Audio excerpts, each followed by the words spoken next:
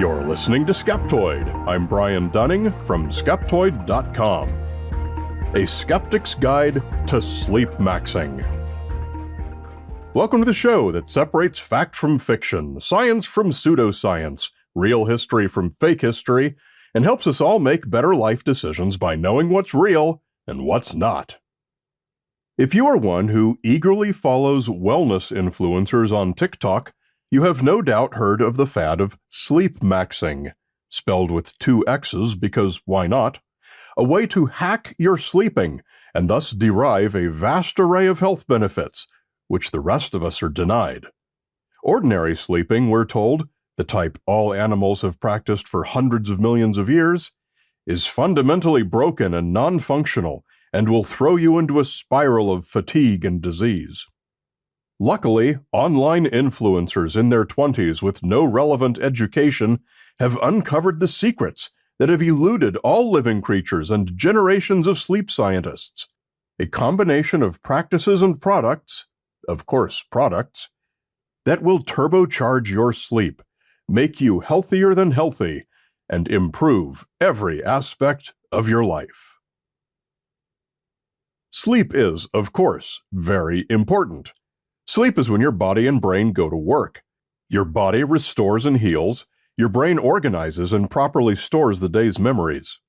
It's necessary to maintain decent overall health and for normal cognitive and memory function.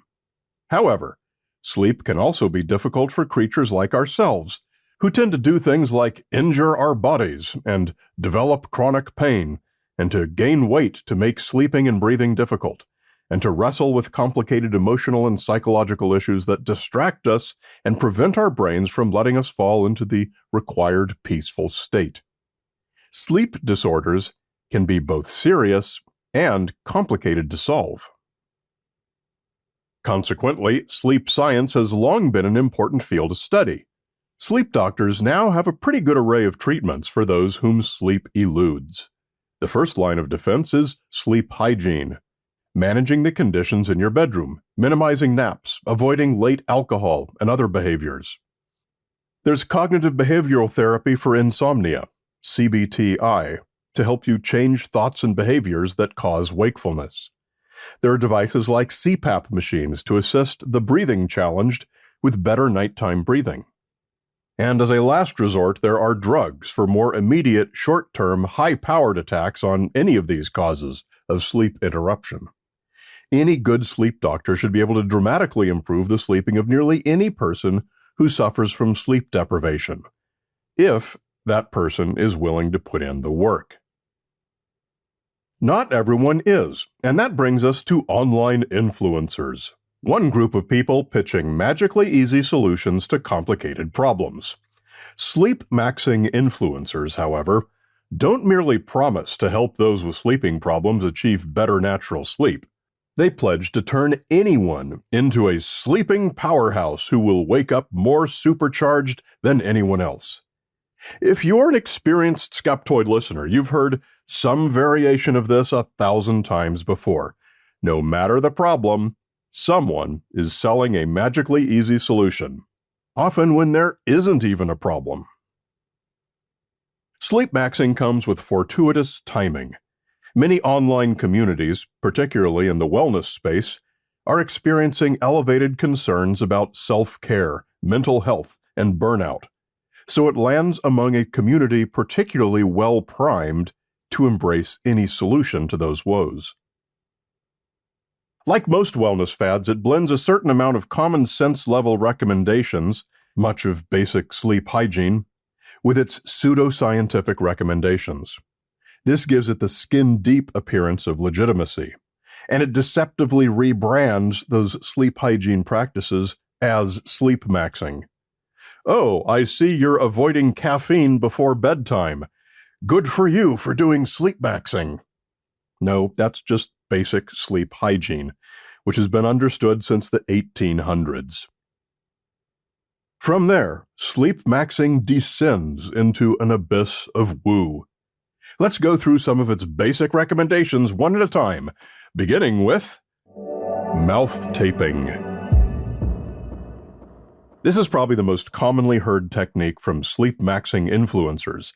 Tape is placed over the mouth to prevent mouth breathing and reduce snoring, supposedly resulting in better sleep quality. What kind of tape? Not just any tape, but special mouth tape you can buy from those very same influencers. I found headlines like Top 5 Mouth Tapes for 2026 and 3 Best Mouth Tapes for Beards. Like many people, taping your mouth at night is unlikely to cause you any problems beyond discomfort and irritation. Also, keeping your mouth shut for 7 or 8 hours at a stretch is going to make a nice bacterial breeding ground, since the flow of saliva is likely to be greatly reduced or even stopped for the duration. Over time, you're likely to have more dental issues and bad breath. But all of this can be addressed by upping your oral hygiene game. But for some, the effects of mouth taping can be much worse, which is why you won't find it recommended by sleep therapists. Difficulty breathing is the biggest risk. All you need is to be a bit congested at night, and if you fall asleep with tape on, your oxygen intake can be greatly reduced. Panic attacks are somewhat common. The sensation of being unable to open your mouth can trigger anxiety, which can last all night, a huge enemy of restful sleep.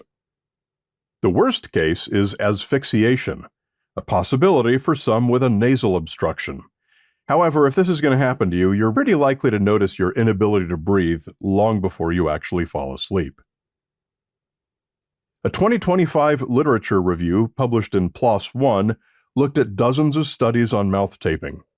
Evidence of any benefits was rare and inconsistent, and as for the risks, the study concluded simply, it seems that there is a potentially serious risk of harm for individuals indiscriminately practicing this trend.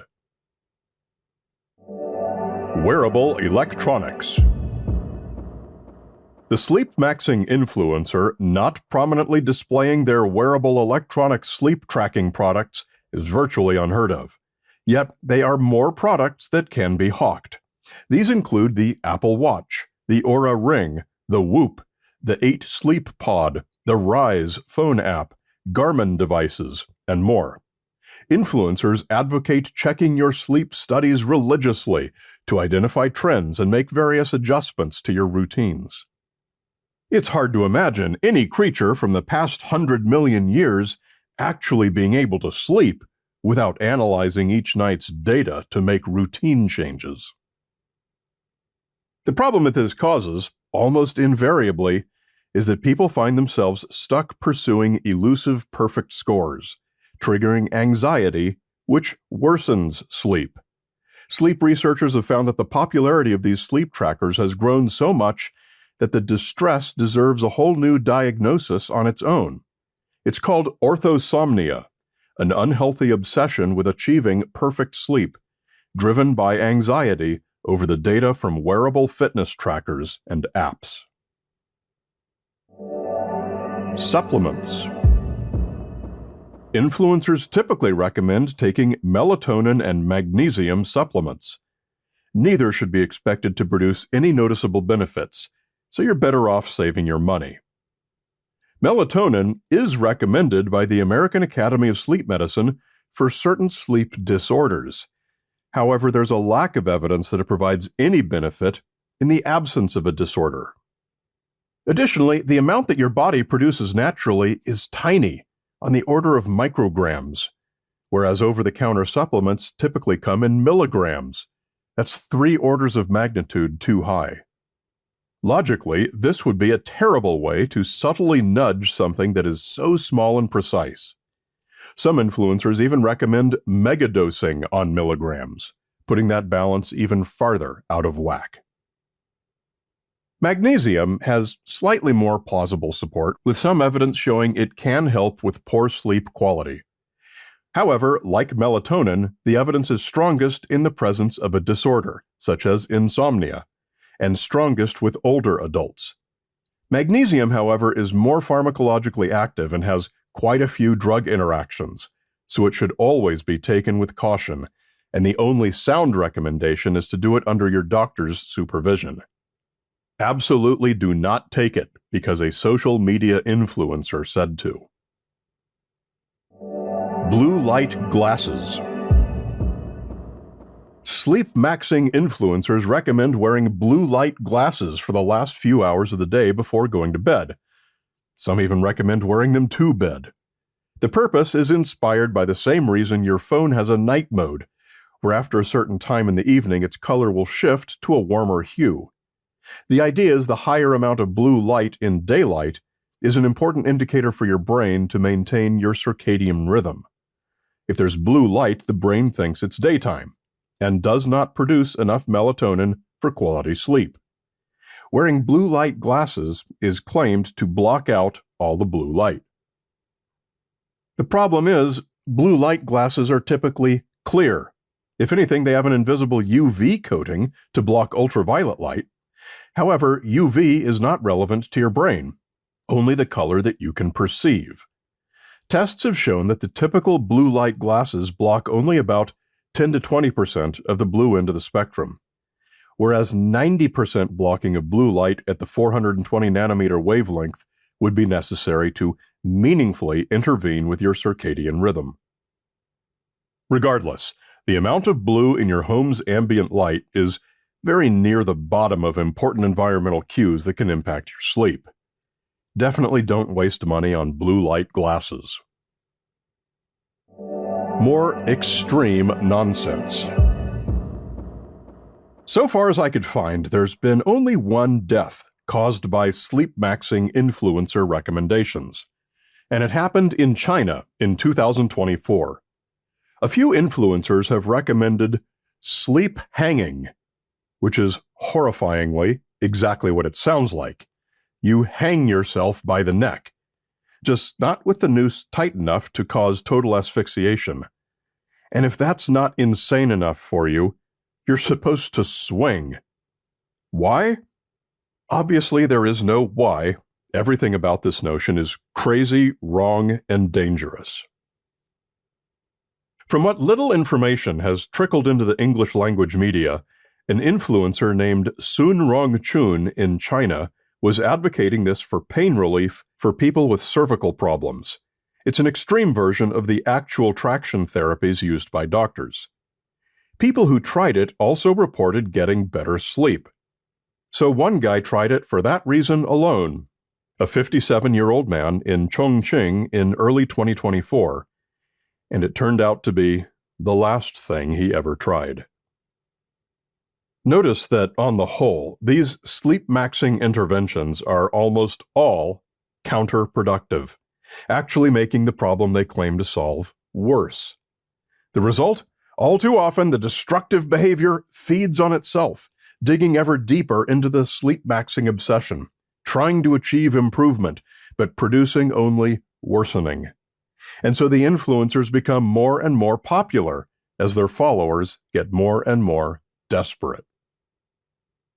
That researchers have had to create a whole new diagnosis, orthosomnia, should be enough of a red flag to scare you away from following social media sleep influencers. It shows that they are doing real harm. Get rid of your sleep tracker. Stop taking bedtime supplements. Make your room as comfortable as you like it, and enjoy your private resting time the way you like to.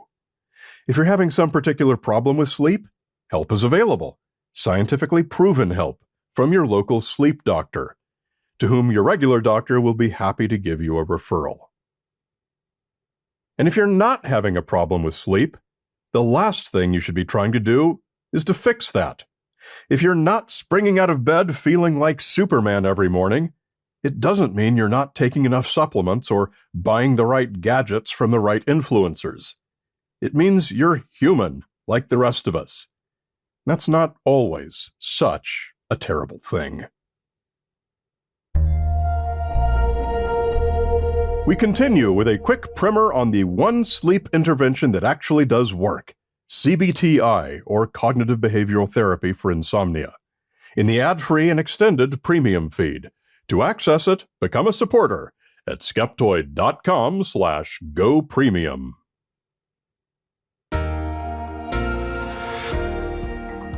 A great big Skeptoid shout-out to our premium supporters, including Simon Matthews from Gosford, Australia, Kesleric, Corey from Detroit, and Trev Boyd. Sustainability is a popular theme in science, and the support from these premium members is what pays the bills of our nonprofit and makes Skeptoid sustainable. Please join them by becoming a member for just $5 a month or more at Skeptoid.com and click Go Premium. And the most tax-friendly way to support a charity like Skeptoid Media is to donate stocks. When you donate appreciated stocks, you may pay zero capital gains tax and still be able to deduct the full appreciated value. Be sure to consult with your tax advisor. To learn more, visit Skeptoid.com/giving. Skeptoid is a production of Skeptoid Media. Director of Operations and Tinfoil Hat Counter is Kathy Reitmeyer. Marketing Guru and Illuminati Liaison is Jake Young. Production Management and All Things Audio by Will McCandless. Music is by Lee Sanders. Researched and written by me, Brian Dunning. Listen to Skeptoid for free on Apple Podcasts, Spotify, Amazon Music, or iHeart. You're listening to Skeptoid, a listener-supported program. I'm Brian Dunning from Skeptoid.com.